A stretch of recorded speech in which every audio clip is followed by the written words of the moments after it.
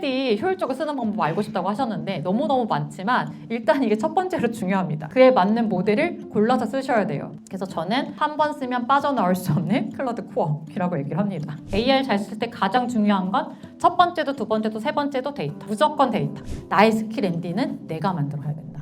사실 속도의 최적화가 아니라 방향의 최적화가 필요한 시점이에요. 저는 소개해주신 대로 바이스버사 디자인 스튜디오를 운영하고 있는 김윤묘영이라고 합니다. 반갑습니다. 상세 커리큘럼은 오늘 이렇게 세 가지로 진행을 할 예정이고요. 책, 코어, 코드를 헷갈려서 하시는 분들이 많으셔서 정의 잠깐 짚어보고 실무 활용법들을 나눠서 알려드리려고 합니다. 아마 그래서 실무 활용법 같이 따라 하시면서 기본적인 기능이나 스킬 같은 것도 익히게 되실 것 같아요. 일단 클로드가 뭔지부터 설명을 조금 드려볼게요. 클로드는 구글과 오픈 AI 출신 엔지니어들이 설립한 곳이에요. 엔트로픽이 회사 이름이고요. 지금 그들이 만든 차세대 인공지능 모델의 이름이 클로드입니다. 인간의 가치관을 준수하는 게 굉장히 중요하다라고 생각하는 사람들이고요. 그래서 헌법적 AI 원칙을 바탕으로 더 안전하고 신뢰할 수 있는 답변을 제공하고 있는 것이 특징이에요. 그래서 실제로 자기 내부에서 AI들이 일으키는 오류 같은 것도 테스트를 해서 리포트를 굉장히 많이 내보내주거든요. 또 한 가지는 초창기에 클로드가 글을 잘 썼습니다. 그래서 블로그나 제안서 작성을 할 때 클로드를 많이 썼었어요. 최근에 보니까 이게 생겼더라고요. 뭐냐면 지금 이게 코어 화면이거든요. 아마 열어서 보신 분들은 체크하셨을 겁니다. 그래서 이걸 눌러서 들어가면 뭐가 나오냐면 보시는 것처럼 클로드 코어를 안전하게 이용하는 방법들을 안내해주고 있습니다. 그래서 지금 코어에서 주의해야 될 것들은 뭔지, 위험을 최소화하려면 어떻게 해야 되는지들을 상세하게 알려주고 있어요. 그래서 이거 말고도 클로드 사이트 자체에 어떻게 쓰면 되는지 새로운 신기능이나 이런 것들까지도 정리가 굉장히 잘 되어 있거든요. 다들 이제 가끔 저한테 새로운 정보는 어디서 얻으세요 하는데 일단 뉴스레터가 오게끔 세팅이 되어져 있기도 하고 알아서 크롤링해서 제 메일로 보내주는 기능도 갖춰져 있긴 한데 가끔 저는 궁금하면 들어가서 사이트를 봐요. 여기 항상 정리가 가장 잘 되어져 있거든요. 일단은 클로드가 아무리 보안을 강화해도 우리가 인터넷을 통해서 쓰고 있는 거잖아요. 내부 서버에 올려놓고 쓰는 게 아니라 인터넷을 통하는 순간 사실은 보안 이슈가 있다라고 보긴 해야 돼요. 그래서 지금 현재는 다들 바이브 코딩이 너무 재밌고 이게 뭔가 신세계다 보니까 막 만들어서 쓰고 계시는데 개인적으로 이 보안 이슈가 하반기 되기도 전에 더 많이 나오지 않을까라고 생각을 하고 있습니다. 클로드가 최근에 가장 주목을 받게 되면서 GPT 사용자를 넘어섰다고 했었죠. 텀이었다고 하는데 토큰을 굉장히 한꺼번에 많이 처리할 수 있게 됐고요. 그렇기 때문에 수천 페이지의 문서를 한꺼번에 분석하고 답변하고 자기가 알아서 퀘스트를 정해가지고 결과물을 만들어줄 수 있게 된 겁니다. 에이전트 기능이 본격적으로 가능하게 된 게 이 클로드 코드랑 코어인 거죠. 그것 때문에 주목을 다시 받게 됐다라고 보시면 됩니다. 세 가지를 비교해서 조금 더 설명을 드려볼게요. 클로드 챗, 이게 여러분이 많이 썼던 GPT, 제미나이처럼 그냥 대화하는 기능입니다. 웹이나 앱으로 대화를 하실 수 있어요. 코어 같은 경우는 데스크 앱입니다. 에이전트 형태라고 보시면 되고 클로드 코드는 터미널 CLI 도구라고 되어져 있는데 터미널에서 직접 코드를 짜고 수정할 수 있는 개발 도구라고 보시면 돼요. 챗은 모든 사용자를 위한 것이었고 코어 같은 경우는 실무자, 일을 하는 사람들을 위한 모드였다고 보시면 되고 그다음에 코드가 개발자를 위한 모드라고 보시면 됩니다. 그래서 순서대로 개발돼서 나온 거냐? 그건 아니었고요. 클로드 코드가 먼저 나왔어요. 너무 유용한데 솔직히 저도 코드를 쓰지만 이게 제가 알고 쓰는 건지 잘 모르겠어요. 정말 얘가 시키는 대로 하는 거거든요. 근데 터미널 접근해서 수정해주는 것도 많다 보니까 솔직히 개발을 이론으로만 배운 저 같은 사람들은 불안해요. 잘못 건드려서 잘못될 수 있다는 걸 알기 때문에 그런 사람들을 위해서 더 쓰기 편하게 나온 게 코어입니다. 그래서 지금 클로드 코드가 굉장히 이슈고 이걸 안 쓰면 마치 도태되는 것 같은 느낌을 유튜버 분들이나 그다음에 인스타에서 많이 주시는데 사실 실무하는 거는 코어 정도면 충분하세요. 1차원적으로는. 그래서 오늘은 코드 얘기를 안 하고 쉽게 접근할 수 있는 코어를 먼저 소개시켜 드리려 합니다. 지금 클로드 챗 같은 경우는 텍스트, 이미지, 파일 업로드는 가능하지만 폴더에 직접 접근하는 건 불가능해요. 근데 코어는 가능하고요. 클로드 코드는 전체 래퍼라고 되어 있는데 제 컴퓨터의 백단까지 전부 접근이 가능하다라고 보시면 됩니다. 그래서 챗은 단일 턴 대화를 위주로 한다면 코어 같은 경우는 자율 에이전트 실행이 가능한 거고 그거는 코드도 동일합니다. 일단 챗 같은 경우는 질문을 많이 하게 될 거고 글쓰기나 간단한 분석을 많이 시키실 것 같아요. 코어는 직접적으로 문서나 데이터를 정리하고 생성하는 데 많이 쓰실 거고, 코드는 뭐 코딩을 한다거나 뭐 디버깅 할 때 많이 쓰실 수 있겠죠. 그래서 저희는 코어에 대해서 알아볼 건데, 조금 더 설명을 해드리자면 파일에 직접 접근이 가능합니다. 그렇기 때문에 폴더만 연결해주면 자동으로 분석을 할 수 있고, 문서를 생성해서 그 폴더에 알아서 넣어주고요. 자동화도 가능한 거예요. 이 자동화가 진짜 맹점이죠. 자동화라는 게 정말 A부터 Z까지 다 해도 자동화고요. 반복적인 거 하나만 자동화해도 자동화예요. 근데 이제 마치 지금 내 업무를 자동화를 못하면 이 또한 뒤처진 것처럼 느끼게 말씀하시는 분들이 너무 많은데, 자동화는 여러분들이 정말 반복적으로 많이 하시는데 시간이 많이 들어가는 거, 근데 단순한 거 부터 하나씩 해결하고 나간다고 보시면 훨씬 쉬우실 것 같아요. 그래서 이 코어는 일반 무료 모드에서 쓰실 수는 없습니다. 적어도 프로 이상을 쓰셔야 되고요. 이걸로 바이브 코딩 좀 시키면 크레딧이 금방 다 달아요. 그래서 아마 이거 좀 써보신 분들이 이미 맥스를 쓰고 계실 거예요. 그리고 웹에서는 사용하실 수가 없고 데스크탑 앱에서만 활용하실 수가 있습니다. 보시면 챗, 그 다음에 가운데가 코어, 그 다음에 오른쪽 코드 아이콘이 코드라고 보시면 돼요.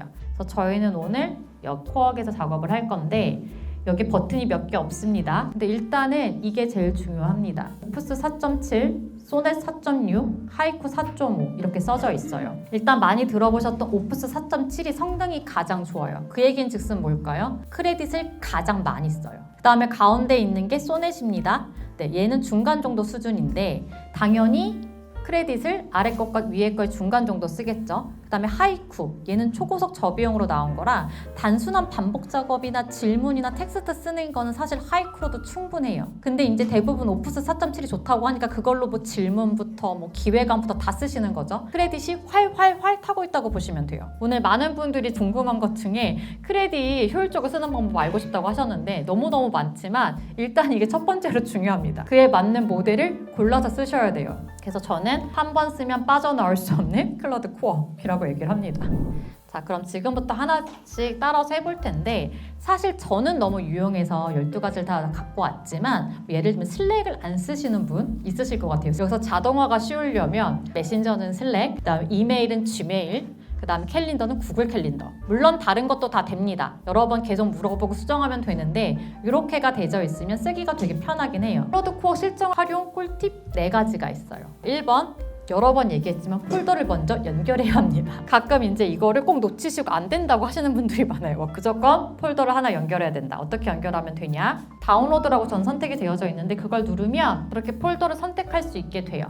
여러분들 오늘 같은 경우는 어디에 저장되는지 모르면 하실 수가 없으니까 바탕화면에다가 폴더를 하나 만들어 두시고 거기다가 제가 이따 드리는 자료들 다 넣고 해보시면 좋을 것 같아요. 폴더는 언제든지 바꾸실 수 있습니다. 그 다음에 이제 스킬을 잘 활용하는 건데, 요즘 아마 인스타그램이나 유튜브 많이 보시는 분들은 모모에 쓰기 좋은 스킬 세트 이런 거 엄청 많아요. 되게 많은 것들이 돌아다니고 있고 대부분 깃허브라는 곳에 올라가 있는데, 깃허브는 뭐냐면 개발자분들이 쓰시는 커뮤니티 같은 사이트입니다. 스킬이라는 저 플러스 버튼을 누르면 스킬 크리에이터가 있어요. 제가 여기서 만들어서 쓸 수 있다라는 얘기죠. 스킬은 기본적으로 내 업무에 맞게 내가 만드는 게 맞다는 얘기입니다. 그 다음에 밑에 보면 커넥터라고 있는데 여기서 필요한 프로그램들을 연결하신다고 보시면 돼요. 뭐 저는 피그마, 슬랙, 크롬들이 연결이 돼 있고요. 그 다음에 이제 플러그인이라는 게 있는데, 플러그인은 뭐 마케팅, 보시면 여러 가지 마케팅 브랜드 보이스라던가 아니면은 뭐 드라프트 컨텐츠라던가 여러 가지 이제 마케팅에 필요한 것들을 플러그인으로 모아놓은 거고, 거기서 다른 걸 더 찾고 싶으시다면 디자인, 뭐 세일즈 등등 필요한 것들이 정리가 많이 되어져 있습니다. 처음에는 다 이걸 쓰면 잘 나온다고 생각하셔가지고 막 설치를 하시는 분들이 있는데 그것도 다 토큰이고요. 저한테 맞는 게 아니면 사실 불러다 쓰기도 쉽지 않기 때문에 저는 하나씩 꼭 테스트 해보시면서 설치하는 거를 추천드려요. 그럼 도대체 스킬이랑 플러그인의 차이가 뭐야? 스킬은 특정 업무를 반복적으로 잘하게끔 만들어 놓는 파일이라고 보시면 됩니다. 그럼 제 스킬 파일엔 뭐가 써져 있을까요? 예를 들면 이런 거, 바이스 벌사 디자인 스튜디오 할 때 저희는 VV는 대문자로 쓰는데 디자인 스튜디오 할 때 D랑 S는 소문자를 써요. 저희 모든 공식 문서는 그렇게 써야 돼요. 근데 얘는 당연히 그 말을 안 해주면 어떻게 할까요? 다 대문자로 쓰겠죠. 그럼 제가 다 수정을 해야 되잖아요. 그런 것도 스킬에 들어가 있어요. 그다음에 저는 예를 들면 파워포인트로 뭐 제안서 만드는 걸 하면 제가 맨날 쓰는 프롬프트들이 있거든요. 예를 들면 뭐 정성적인 데이터는 다이어그램으로 최대한 시각화해주고 장량적인 데이터는 최대한 그래프로 시각화를 해주고 그래프도 뭐 D3 뭐 이런 걸 활용해서 뭐 이렇게 해줘 이렇게 항상 쓰는 말이 있는데 그걸 매번 쓰시면 그것도 토큰이에요. 반복적인 건 스킬로 정리를 해두시면 좋다라고 보시면 되고 그런 플러그인은 뭐야? 그게 일일이 귀찮고 어려우니까 여러 기능들을 한 번에 세팅해 놓는 거예요. 아까처럼 마케팅 뭐 플러그인 하나 설치하면 보이스, 톤부터 필요한 게 싹 들어가 있거든요. 이제 그런 걸 골라서 쓸 수 있게끔 되어져 있는 거죠. 그래서 어떻게 보면 역할이 팀이나 약간 회사 단위의 업무 구성이 되어져 있는 거라고 보시면 됩니다. 그래서 얘가 비유를 해줬는데 스킬은 레시피, 플러그인은 주방 세트라고 보시면 된대요. 그 다음 반복 작업을 예약할 수 있어요. 이게 에이전트죠. 간단한 반복 작업은 전부 예약이 가능합니다. 스케줄이라는 기능이 있어요. MCP 연동 많이 들어보셨을 텐데 쉽게 말하면 아까 지메일, 구글 드라이브, 피그마 이런 거 연결하는 거라고 보시면 돼요. 근데 이게 지금 처음 쓰시는 분들은 너무 쉽잖아요. 저희가 피그마랑 그 클로드가 맨 처음 MCP 연동된다고 했을 때 하루 종일 걸렸는데 못했어요. 그 정도로 난이도가 높았거든요. 근데 지금은 계정 연결되어 있으시면 시키는 대로 yes, 뭐 회용 이렇게 몇 번 해주면 알아서 연결이 됩니다. 진짜 쉬워졌어요. 지금부터 본격적으로 워크샵을 시작해 보도록 하겠습니다. 준비되셨을까요? 폴더 연결이 돼보신 분들은 이거 한번 해보시면 좋을 것 같아요. 지금 제가 연두색 네모 안에 써놓은 거는 파일명입니다. 그렇기 때문에 여러분 파일을 여기다 업로드 하실 필요가 없어요. 폴더 연결이 되어져 있기 때문에 그냥 채팅창에다가 얘만 붙이고 엔터 누르시면 됩니다. 엔터를 누르면 이제 어떻게 돼야 되냐? 제 회의록을 가져다가 지금 클로드가 분석해 준 겁니다. 핵심 안건은 뭐였고 결정 사항은 뭐였고 그 다음에 액션 아이템은 뭔지까지를 이렇게 아마 정리가 돼서 나올 겁니다. 실제로 이게 제가 짧은 문서를 드렸기 때문에 놀랍지 않으실 수 있는데 이게 진짜 몇백 페이지를 넣어도 되거든요. 그럴 때 좀 신기해요. 그 다음에 이거를 만약에 나는 문서로 받고 싶다라고 하시면 또 시키시면 돼요. 이거를 워드 문서로 만들어줘 라고 하면 얘가 워드 문서로 만들어서 여러분이 연결해 놓으신 폴더에 이미 저장이 되어 있을 거예요. 옛날처럼 다운로드 받을 필요가 없는 거죠. 이거 다 시간이에요. 뭐 눌러서 다운로드 받는 거, 내가 업로드 하는 거. 이 작은 시간들이 모여서 제 삶을 풍요롭게 해주는 거거든요. 그래서 처음에는 폴더 연결되는 게 뭐야? 별거 없는데 라고 했는데 쓰다 보니까 너무 편해요. 영수증 정리하는 거 해볼 건데 영수증 파일도 제가 갖고 왔어요.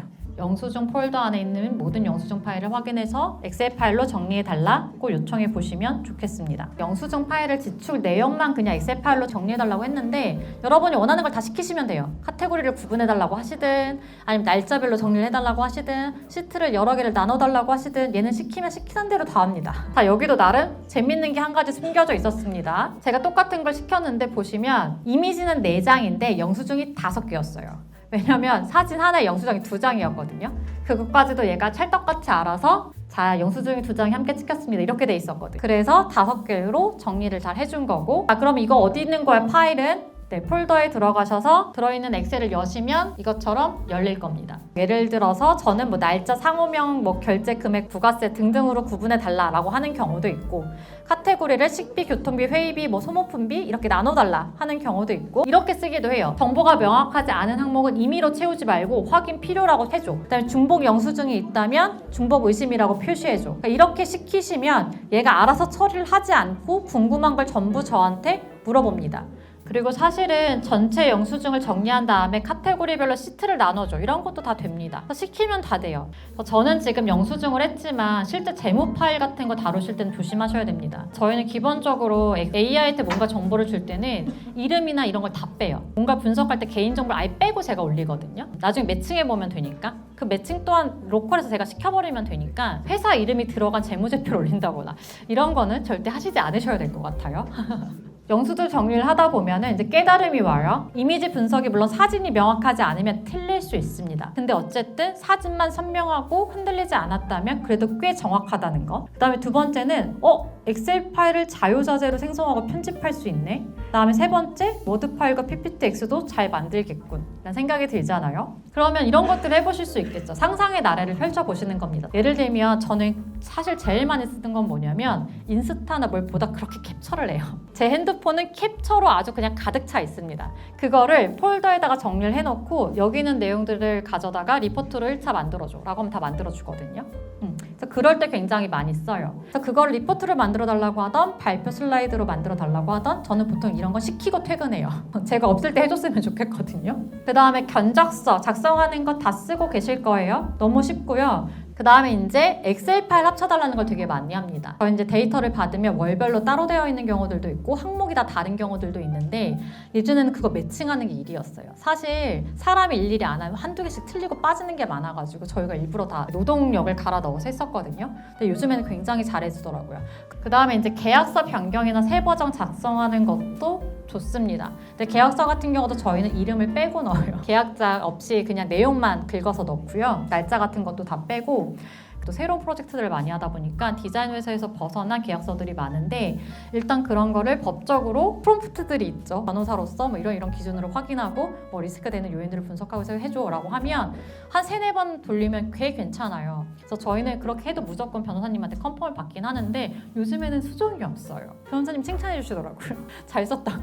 그래서 그 정도로 잘 되는데 한 번에 나온 건 절대 쓰시면 안 된다. 엄청 많이 확인하고 해야 좋아지지 초안 중거는 틀린 게 많긴 했었습니다. 그래서 이제 엑셀이나 CSV는 너무너무 잘 읽는 파일 형태예요. 이 매출 데이터를 분석해서 월별 트렌드랑 이상치를 찾아줘 뭐 이런 거는 너무 잘하죠. 다만 몇 %까지 믿을 수 있냐? 이거는 업계마다 다를 수 있고 데이터의 퀄리티마다 다를 수 있다. 저는 아예 강의를 할 때마다 이렇게 만들어요. 웨비나 했을 때도 대시보드를 이런 식으로 만들었었고 사실 이거는 유료가 아니었기 때문에 광고를 집행하진 않았지만 광고를 집행한다 그러면 히트맵이나 이런 거에 맞춰서 굉장히 빠르게 해볼 수가 있습니다. 이것도 마찬가지 방식으로 제작을 한 거고요. 근데 다들 이걸 보여드리면 이걸 어떻게 만드는지를 많이 물어보시더라고요.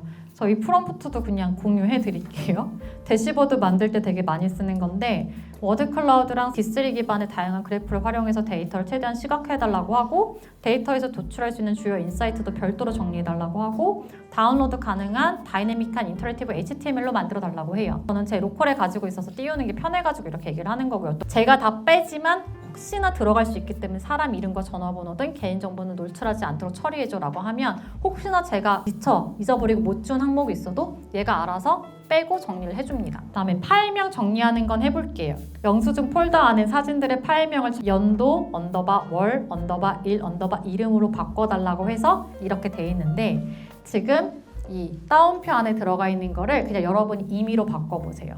뭐 이름만 남겨놓으신다던가. 그래서 원래는 저렇게 아이폰에서 가져와서 img 숫자 있고 이렇게 돼 있었던 게 오른쪽처럼 바뀐 거고 폴더를 비교해서 보면 왼쪽이 before고 오른쪽이 after인데 딱 바뀌어 있거든요. 그래서 이 얘기인 즉슨 알아서 폴더링을 시킬 수도 있고 파일명도 바꿀 수가 있고 굳이 내가 일일이 클릭하지 않아도 클로드한테 시킬 수 있다라는 거죠. 폴더 정리는 좀 오래 걸려서 저는 이제 퇴근할 때 많이 시켜놓고 가는데 이것도 주기적으로 시키실 수도 있어요. 예를 들면은 폴더는 많이 길죠, 내용이. 내 다운로드 폴더를 정리해주는 너무 명확하지가 않은 거예요. 그래서 압축 해제가 끝난 zip 파일은 지워. 그다음에 중복 파일은 임시 파일, 설치 파일, 불필요한 스크린샷 파일을 찾아서 정리 후보로 분류하되 바로 삭제하지 말고 삭제 후보, 보관 추천, 확인 필요 항목으로 먼저 나눠서 나한테 확인받고 정리해줘 라고 시키는 거예요. 왜냐면 얘가 다 지우면 제가 나중에 후회할 수도 있잖아요. 그래서 보고 필요 없는 거는 지우고 하는데 이게 실제 화면이에요. 제가 한동안 너무 바빠가지고 다운로드 폴더가 저 지경이었거든요. 이것도 주기적으로 일주일에 한 번씩 시키실 수도 있는 거예요. 사실 이제 이 얘기인 즉슨 멀티 파일을 다 얘가 정리해서 뭔가 하나의 보고서를 만들 수 있다는 얘기예요. 그래서 녹취한 파일, 뭐 기획서, 그 다음 리서치 자료, 뭐 캡처해 놓은 걸 한 대 다 집어넣고 1차를 만들어 달라고 그러면 만들어주긴 해요. 저는 항상 뭐든지 여기 넣었을 때 정확한 출처를 넣어달라고 부탁을 하거든요. 그럼 제가 들어가서 틀렸는지 안 틀렸는지 볼 수 있으니까. 그래서 이제 그런 걸 써주시면 좀 편하게 쓰실 수가 있고 저는 사실 보고서를 만들어 달라고 할 때는 이렇게 절대 쓰진 않아요. 어떤 목적의 보고서를 누가 보는 용도로 이 핵심 키워드를 땅땅땅땅 넣어줘라고 해요. 이제 그러면 훨씬 퀄리티가 좋아서 일단 초안이라도 누가 써주면 수정하기가 편하니까. 근데 이런 것도 내가 이 프롬프트를 계속 쓰네? 그럼 어떻게 해요? 스킬에 등록하시면 돼요. 근데 그럴 때 스킬을 쓰신다고 보시면 됩니다. 그래서 이제 저희가 발표 자료 만드는 걸 한번 해보려고 해요. 그 니즈가 좀 많으셨거든요. 제가 지금부터는 이 프롬프트만 긁어서 넣어드릴 거예요. 주제, 막 이런 것들 대괄호 안에 있는 부분들은 여러분들이 알아서 지어내서 써주시면 돼요. 그리고 토큰을 너무 많이 쓰시기 싫으면 처음부터 분량을 정해주세요. 슬라이드 3장 뭐 이런 식으로.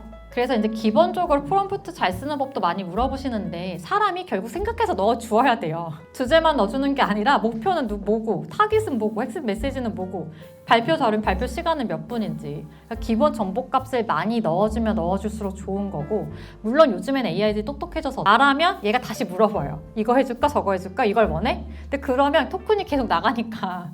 그리고 사실 이제 이거는 디자인 퀄리티 있게 받아보시려면 오프스 4.7로 진행을 하셔야 되긴 할 거고요. 디자인 차이가 엄청나요. 나중에 이것도 시간 되시면 꼭 직접 비교를 해보시면 좋겠어요. 소네트에서 시켰을 때랑 오프스랑. 근데 사실 언제나 하이 퀄리티 디자인이 필요한 건 아니거든요.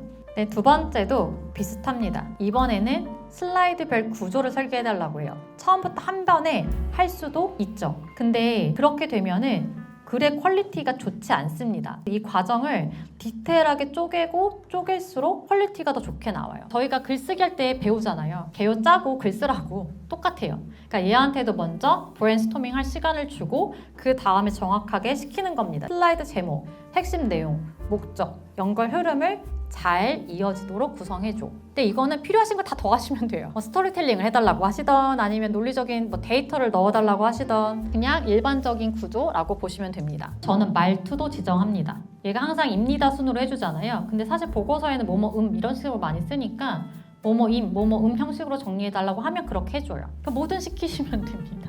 그 다음에 바로 디자인을 해줘 라고 하는 게 아니라 여기 이제 디자이너 분들도 계시고 아닌 분들도 계셔서 디자인 가이드를 제안해달라고 얘한테 얘기를 하는 겁니다. 뭐 추천 레이아웃이라던가 핵심 메시지를 명확하게 볼 수 있는 그래픽 요소를 넣어달라고 한다던가 원하시는 것들을 여기다 쓰시고 일단 디자인 전에 디자인 가이드를 만들어 달라고 하는 거죠. 그 다음에 이제 슬라이드를 만들어 달라고 하시면 됩니다. 근데 저는 여기서 디자인을 바로 해달라고 하지 않고 다시 한번 언급을 해요. 슬라이드를 만들어 줄래? 라고 한 다음에 목표, 타겟, 핵심 메시지 발표 시간을 반영해서 각 슬라이드의 메시지를 한 번 더 정리하라고 하는 거죠. 텍스트는 최소화하고 핵심 포인트는 날카롭게 다듬어서 명확한 아이디어를 전달할 수 있게 구성해줘. 그러니까 계속 다듬는 걸 시키는 거예요. 그러니까 저희도 뭘 하나 만들고 나면 사실 다듬으면서 완성도가 좋아지는 거잖아요. 그러니까 얘도 글 한 번 쓰고 바로 디자인을 절대 시키지 않습니다. 계속 시켜야 돼요. 계속.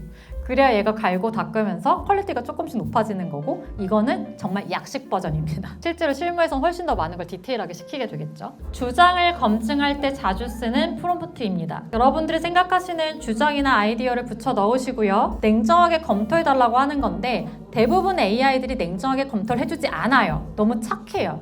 그래서 내가 인식하지 못한 맹점, 성립을 위해 전제하고 있는 숨겨진 과정, 실행 과정에서 발생할 수 있는 잠재적 리스크를 중점적으로 분석해 줄래? 라고 하면 그래도 어느 정도 조금 나아지거든요. 혹시 이제 업무에서 내가 쓴 주장을 검증해보고 싶다면 한 번쯤 활용해 보시면 좋을 것 같고요. 또 한 가지는 대기업 다니시는 분들이 많이 쓰시는 건데 미래 예측 보고서 할 때 이제 어떻게 하면 좋냐라고 하셔서 제가 이제 잘 쓰는 거 하나 그냥 공유 드릴게요. 땡땡 분야의 전문가로서 현재 시장 데이터와 기술, 사회, 산업 변화를 바탕으로 향후 10년에 발생할 수 있는 5가지 시나리오를 제안해달라고 하는 거예요. 근데 시나리오별로 발생 가능성, 파급력, 주요 촉발 요인, 이에 관계자들에게 미치는 영향을 함께 분석하고 판단한 이유와 예상 영향을 함께 설명해 줄래? 이 정도 시키면 그래도 좀 볼만해요. 그냥 미래 보고서 작성해 달라고 하는 것보다. 그리고 여기에 기준은 계속 얘기 드렸던 것처럼 여러분 업에 맞게 얼마든지 더하고 빼시면 되겠습니다.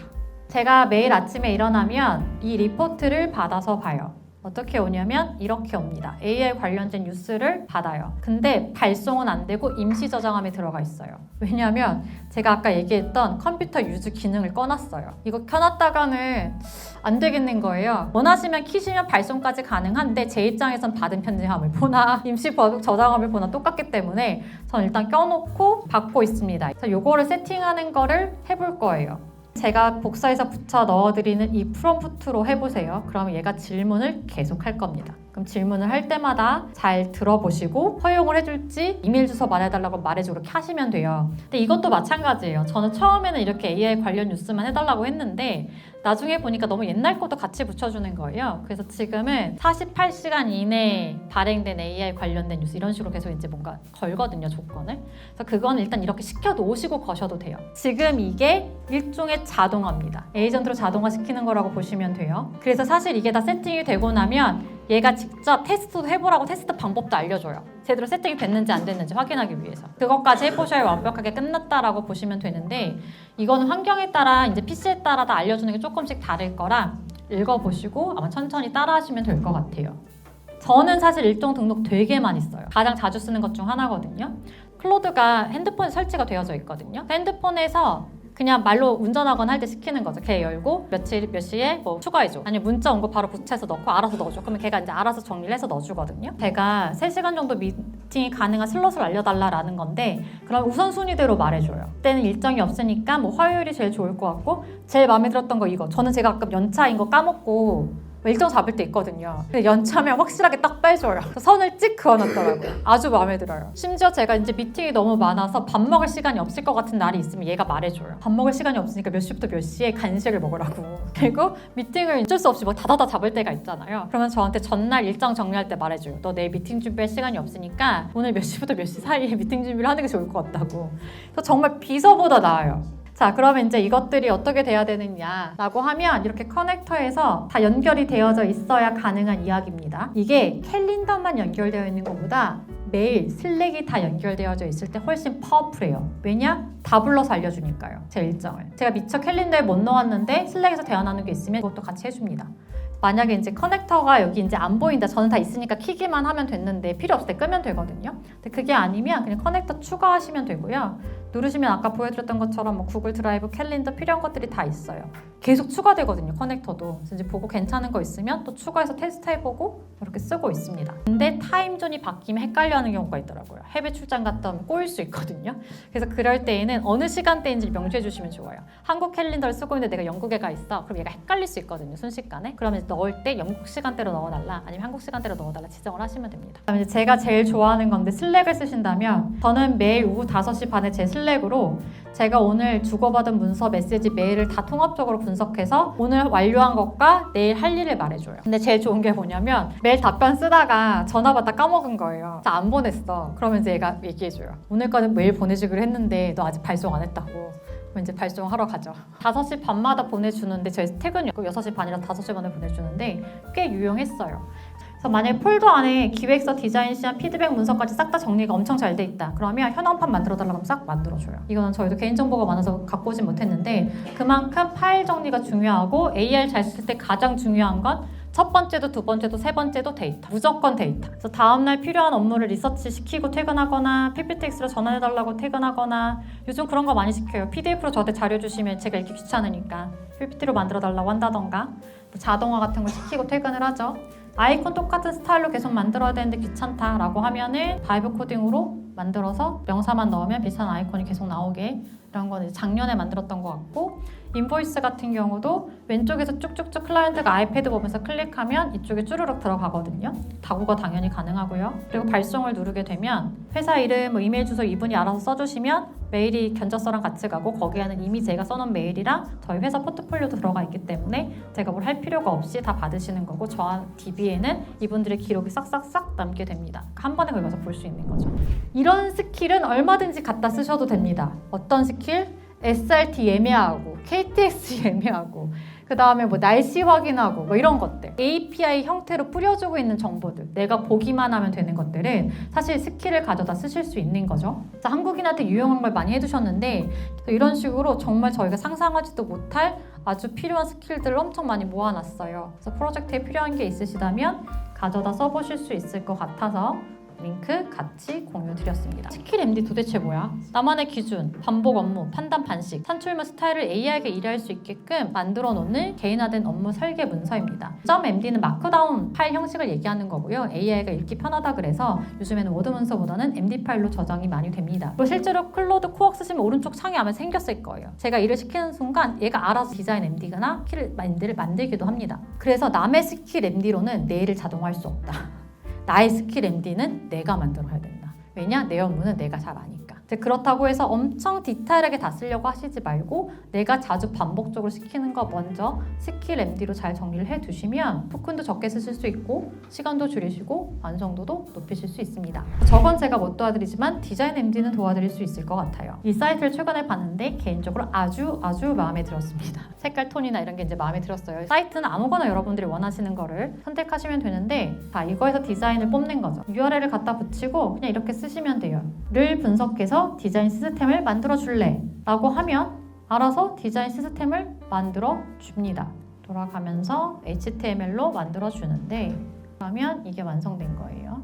오른쪽을 크게 보시면 아까 그 사이트를 분석해서 얘네 톤 앤 매너는 어떤지, 그 다음에 어떤 컬러를 쓰고 있는지, 폰트나 아이콘 같은 건 어떻게 쓰는지 등등을 디자인 파일로 정리를 해준 거예요. 그래서 가이드를 뽑아준 거죠. 정확하냐? 아니요, 그렇지는 않아요.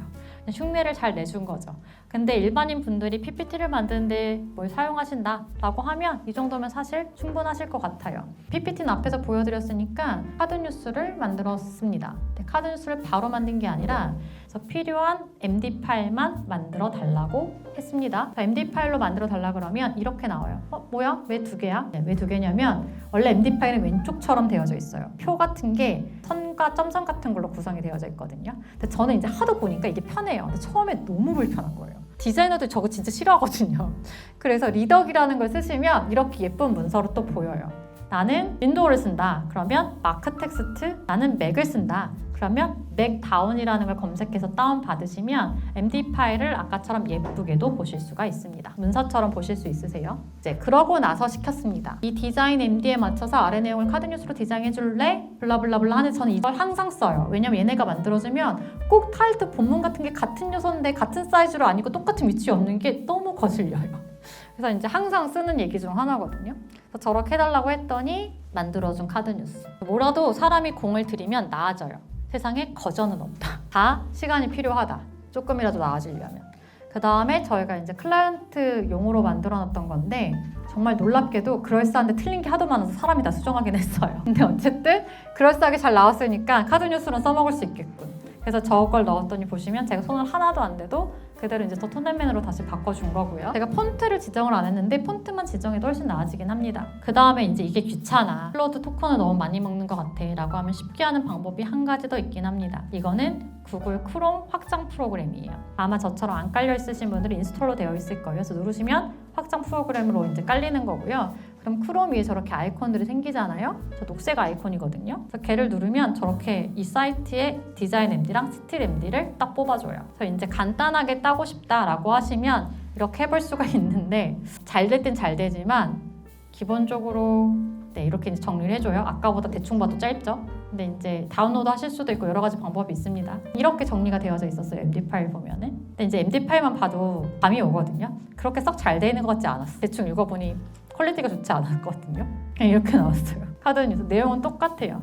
그래서 시간을 들이고 들일수록 좋아진다. 이게 아까 만든 거거든요. 똑같이 시킨 거예요, 저는. 그래서 이렇게 디자인 MD가 중요하다. 저는 여기 손 하나도 안 댔어요. 실제로 저희 프로젝트였으면 일일이 하나하나 읽고 다 수정합니다. 폰트 H1은 사이즈 얼마에 볼드에 뭐 이런 식으로 다 지정을 하는 거죠. 저희가 한 장을 진짜 디자인하고 보면서 얘한테 시키는 거지 얘가 주는 걸 그대로 가져다 쓸 수는 없다라는 겁니다. 그런데 나 이거 잘 모르겠고 디자이너 아니라 너무 어려워. 그러면 디자인md.app이라는 사이트에 들어가시면 정말 많은 사람들이 이미 MD 파일을 잔뜩 정리해 놨어요. 여기는 앱이라고 되어져 있는 것처럼 어플리케이션이나 웹사이트 위주로 되어 있긴 한데 컬러 칩은 얼마든지 가져다 쓰실 수 있으니까요. 보시면 이런 식으로 디자인 이미지를 볼 수 있고 그 다음에 밑에 저렇게 소스가 다 정리가 되어져 있어서 저거를 그대로 가져다가 붙여서 클로드나 다른 데 써보실 수 있는 거죠. 그러니까 저희처럼 일일이 만드시기가 힘드시다면 괜찮은 디자인 MD를 구하시면 됩니다. 근데 디자이너다? 그럼 저는 디자인 MD를 만드는 게 스킬 같아요. 왜냐면 이게 결국에는 따라 만드는 거거든요. 애플 스타일 따라하고 삼성 스타일 따라하고 무슨 스타일 따라하고 이건 제 게 아니죠. 그 얘기는 즉슨 역으로 말하면 카피 당하기가 진짜 쉽다는 얘기입니다. 결국에는 일일이 내가 예전처럼 요소 하나 그리고 디자인은 안 하더라도 적어도 AI에 함께 하려면 이 디자인 MD를 아주 잘 만드셔야 된다. 어떤 환경에서든 잘 나오게. 그건 쉽지 않습니다. 클로드 디자인이 나와가지고 굉장히 다들 화나고 계시죠. 퀄리티가 진짜 좋아졌어요. 근데 이거 보면은 너무 당연해요. 왜냐? 저희가 디자인하는 과정을 옮겨놓은 거예요. 아까처럼 그냥 디자인해줘는 디자인이 안 나옵니다. 다 넣어줘야 돼요. 내가 이게 타깃이 뭐고 목적이 뭐고 뭔지를 넣어줘야 디자인이 잘 나오는 거거든요. 근데 그거를 사람들한테 물어보는 기능이 생긴 거예요. 근데 그 물어봐서 대답을 해줬을 때 당연히 더 나은 결과물을 보여주는데 생각보다 더 잘 보여주니까 사람들이 지금 우아하고 있는 거죠. 근데 이거 정말 토큰 먹는 하마입니다. 어마무시하게 들어가요. 그래서 들어가서 보시면 클로드든 모든 AI 서비스의 장점은 이렇게 이그샘플을 굉장히 잘 보여준다는 겁니다. 얘가 어디까지 잘할 수 있는지를 이미 샘플로 다 보여줬어요. 그래서 이제 여기 들어가서 영감을 얻으실 수도 있고요. 결국에는 영감을 얻으시든 아니면 직접 작업을 하시든 맨 뒤에 있는 디자인 시스템이라는 데 들어가시면 이제 여기서 시작이 되는 건데, 이제 혁명이었던 거는 뭐였냐면 피그마로 가이드가 잘 정리되어 있는 사람은 피그마 링크만 주면 됐던 거예요. 그래서 결국엔 자산이 있는 팀들은 AI도 잘 쓸 수밖에 없어요. 제가 얘기했듯이 첫째도 둘째도 셋째도 데이터예요. 그래서 지금 보시면 제가 한글로 번역해서 좀 말이 이상한데, 제가 영어로 예전에 했더니 영어 불편하다 그러셔가지고 어떤 분이 보면은 GitHub에 정리가 돼 있으면 GitHub 링크를 넣으시면 되고요. 그게 아니면 피그마 링크를 넣으시면 되고, 로고나 이런 파일 에셋을 여기다 넣으면 내가 정확하게 잘 넣어줄게 라는 거예요. 결국에는 원래도 디자인 AI랑 잘 쓰셨던 분 다 이렇게 시키셨긴 했거든요. 어떻게 보면 일반인들도 쓰시기 편하게 시스템적으로 나왔다라고 보시면 될 것 같고, 실제로 결과도 상당히 좋기는 합니다. 지금 되게 아름답고 좋은 것만 보여드렸잖아요. 이게 제 일상이에요. 제가 뭐 하려고 그랬냐면 스킬을 설치를 하도 데스크탑에도 해놓고 노트북에도 했더니 일치가 안 돼요. 매칭이 안 돼요. 근데 한꺼번에 옮기고 싶은 거예요. 내가 일일이 확인하고 옮겨야 되는 노가다를 해야 될까? 그래서 이제 클로드한테 시킨 거죠. 자, 여기 깔려있는 리스트업 다 해줘. 그 다음에 여기 있는 거 그대로 내 노트북에 옮길 수 있게 정리해줘라고 했더니 무슨 .sh라는 파일을 만들었는데 저는 살면서 .sh를 처음 봤어요. 그래서 그냥 소심한 거 보이시죠? 클로드 코드에다 넣고 있는 대로 모두 설치해볼까? 라고 한 거예요. 보니까 어떻게 하라고 써져 있는 것 같길래 심지어 코드로 돼 있었어. 그랬는데 반응이 없는 거예요. 뭐래도 반응이 없어요. 그래서 나중에 물어봤더니 얘는 여기서 하는 게 아니라 CLI 명령어를 와가지고 터미널 가서 해야 된대요. 터미널을 켰어요. 그래서 시키는 대로 했어요. 근데 이제 화면에서 계속 뭐가 이렇게 다다다다다 나오는데 되고 있는지 모르겠는 거예요. 그래서 캡처해서 다시 물어봤어. 설치를 하고 있는 걸까? 그랬더니 설치 잘 되고 있대요. 그 다음에 또 계속 물어봐요. 여기 터미널은 계속 허용이나 뭔가를 물어보거든요. 이거 해도 되냐 안 해 나를? 근데 모르는 말도 되게 많으니까 매번 캡처해서 물어보는 거예요. 그래서 제가 지금 개발자인지 디자이너인지 모르겠지만 잘 쓰고 있습니다. 자, 클로드 어떻게 쓸 수 있냐? 보시면 엄청 정리를 잘 해놨어요. 여러분들이 따로 뭘 안 하시더라도 보시면 재무제표 어떻게 써야 되는 건지, 뭐 하다못해 인체 뭐 관련된 것들 어떤 방식으로 활용할 수 있는지, 여러분들이 궁금해하는 건 이미 전 세계 누군가도 궁금해했다 라고 보시면 되거든요. 그래서 예시를 어떻게 쓰면 되는지 정리가 잘 되어져 있으니까 보시고 들어가서 하나씩 해보시면 좋을 것 같아요. 이것도 계속 추가가 되고 있어서 저도 이제 시간 나면 가끔씩 들어가서 구경을 하거든요. 몇 가지 유용한 링크들, 클로드 코드 시작하기 있어요. 다 이거 끝나고 나면 저한테 질문하실 거거든요. 클로드 코드는 어떻게 쓰나요? 자, 이분이 정리를 아주 잘 해놓으셨으니까 혹시 궁금하신 분들은 가보시면 좋고, 저희도 수업을 한번 마련해 보도록 하겠습니다. 그 다음에 클로드 코드로 할 수 있는 50가지 팁과 베스트 프랙티스 사례들을 정리해 놓으신 분이 있어서 이것도 가지고 왔어요. 한번 들어가서 보시고 마음에 드는 게 있는지 보시면 되고, 그것도 귀찮다. 그럼 어떻게 해요? 파일을 올리고 나는 이런 걸 하는 사람인데 나한테 필요한 탑3를 추천해줘 하면 얘가 해주겠죠. 근데 저는 보통 탑5 해요. 왜냐면 한두 개는 쓸모가 없거든요. 버릴 걸 생각해서 보통은 5-6개 해달라고 합니다. 제가 요즘 제일 많이 듣는 말이에요. 미팅만 가면 저한테 전자 AX를 도입하고 싶대요. AX가 뭐예요? 이런 거죠. AI를 활용해서 일하는 방식, 의사결정, 서비스 운영 구조 등을 조직의 일하는 방식과 비즈니스 구조 자체를 AI 중심으로 재설계하는 걸 말합니다. 그냥 AI를 쓰는 걸 얘기하는 게 아니에요. 실제로 저희도 일하는 프로세스가 많이 바뀌었다고 계속 얘기 드렸었잖아요. 예전에는 디자인 가이드 맨 마지막에 만들었습니다. 지금은 제일 처음 만들어요. 왜냐면 혼자 일을 안 하거든요. AI한테 뭐 초안이라도 뽑으려면 가이드를 빨리 잘 만들어야 돼요. 이미 업무 순서가 바뀐 지가 오래됐거든요. 그래서 제가 뭔가 이렇게 컨설팅을 가거나 하면 하는 일은 뭐냐고 물어보시는데 처음에는 그냥 들어요. 3시간, 4시간 그냥 들어요. 질문은 한 가지입니다. 워크 프로세스를 적어달라 그래요. 요즘 하고 계시는. 그 다음에 어떤 부분에 어떤 AI를 어떻게 쓰고 계신지를 물어봐요. 이제 그러고 나서 뭐가 불만이신지를 여쭤보면 갑자기 불만이 엄청 많으시거든요. 이것도 안 되고 저것도 안 되고 불편하고 똑똑한 건지 모르겠고, 놀랍게 한 20-30%는 현장에서 해결이 돼요. 대부분의 잘못된 AI를 잘못 쓰고 계신 경우들이 많습니다. 폴더 연결, 별거 아니지만 똑같은 일을 반복적으로 하시는 분들은 엄청 유용해요. 그것만 해도 진짜 퇴근이 빨라지는 조직도 있습니다. 그래서 어떤 걸 어떻게 쓰냐가 상당히 중요하다. 예전에는 시간 절약하고 업무 효율성 향상시키고 비용 절감하려고 쓰셨다면 제가 봤을 땐 이제는 누구나 비즈니스 확장이에요. 지금 직장을 다니고 계시는 분들도 업무 영역 확장이 필요하시지 않을까 싶고요. 회사를 운영하고 계시다면 비즈니스 확장 때문에라도 쓰지 않을 수가 없을 것 같다라는 생각이 듭니다. 그래서 실제로 AX, 결국에는 AI 트랜스포메이션을 얘기하는 것 텐데, 쉽게 말하면 이거예요. 굉장히 복잡할 수 있지만 AI가 아니라 에이전트를 활용하는 겁니다. 자동화를 시켜서 생산성을 극대화시키는 거예요. 한 명이 좀 잘 쓰는 걸 넘어서는 걸 얘기하는 거죠. 근데 이걸 잘 쓰려면 어떻게 해야 돼요? 아까 얘기 드렸듯이 첫째도, 둘째도, 셋째도 데이터, 즉 학습을 잘 시켜야 돼요. 업무 노하우를 최대한 구조화해서 이 에이전트한테 학습을 시켜줘야 실제로 가능한 거죠. 그리고 나서 이 시스템이 조직의 내재화가 돼야 AX가 되었다라고 말해요. 회사 버전으로 되어져 있지만 개인도 마찬가지예요. 내가 하고 있는 거를 에이전트화 시키고 학습시켜서 나의 업무 체계가 바뀌고 의사결정 방식이 바뀌는 걸 말하는 겁니다. 여기서 사실 제일 중요한 건 두 번째인데 어떻게 학습을 시키느냐. 회사 같은 경우는 DB가 있고 ERP가 있어요. 개인이라면 개인의 컴퓨터가 있으실 것 같습니다. 이 ERP를 사실 에이전트로 대체하는 게 회사에서 하는 AX인데 제가 여기서 드리고 싶었던 얘기는 뭐였냐면 누군가의 머릿속에만 있는 암묵들을 데이터로 정리해서 학습시키는 게 중요해요. 여러분들이 AI한테 일을 시키실 때 상당 부분은 나 혼자 스킵하고 머릿속에 산 다음에 얘한테 시킨다던가 아니면 남이 만들어 놓은 걸 그대로 가져와서 활용하면서 일단 써보고 있으시다던가 하는 게 많을 텐데 보다 제 컨설팅을 하다 보면 나만 알고 저 사람만 아는 업무 처리 방식이 어마무시하게 많아요. 그래서 사실 AX 전환이 잘 안 되거든요. 개인적으로 일을 하실 때도 프로세스를 명확하게 정리해 보시고 내가 어느 부분에 AI를 많이 쓰고 있고 어디서 시간이 반복적으로 많이 나가고 있는지를 체크해 보시면 조금 더 효율적으로 사용을 해보실 수 있으실 것 같아요. 그래서 결국에는 업무 프로세스나 조직의 재설계 없이는 진정한 AX 전환은 불가능합니다. 업무에다가 얘를 끼워 넣는 방식은 이미 과거라는 거예요. 어떻게 업무 프로세스를 바꿔서 효율적으로 쓸 것인가를 고민하셔야 됩니다. 시대일보라는 송기령님 책을 사고 컨퍼런스를 가서 듣게 되는데 관리직은 사라진다, 일을 직접 하는 사람만 살아남는다 라고 하시더라고요. 사실은 그 다음에 한마디를 더 하셨어요. 뭐였냐면 에이전시는 모두 멸망할 것이다.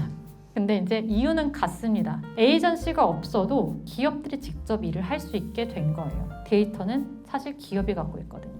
AI 여러분의 상상력이 크인 만큼 강력하게 활용하실 수 있습니다. 지금은 사실 속도에 최적화가 아니라 방향에 최적화가 필요한 시점이에요. 기술은 날이 바뀔 때마다 빠르게 좋아지고 있고요. 사실 제가 배워서 익히는 속도보다 얘가 나아지는 속도가 훨씬 더 빠릅니다. 그러면 그때까지 안 써도 되냐? 저는 그건 좀 다른 얘기 같아요. 왜냐하면 너무 빨리 바뀌어서 아예 손을 놓고 있으면 따라가는 것 자체가 불가능한 속도거든요.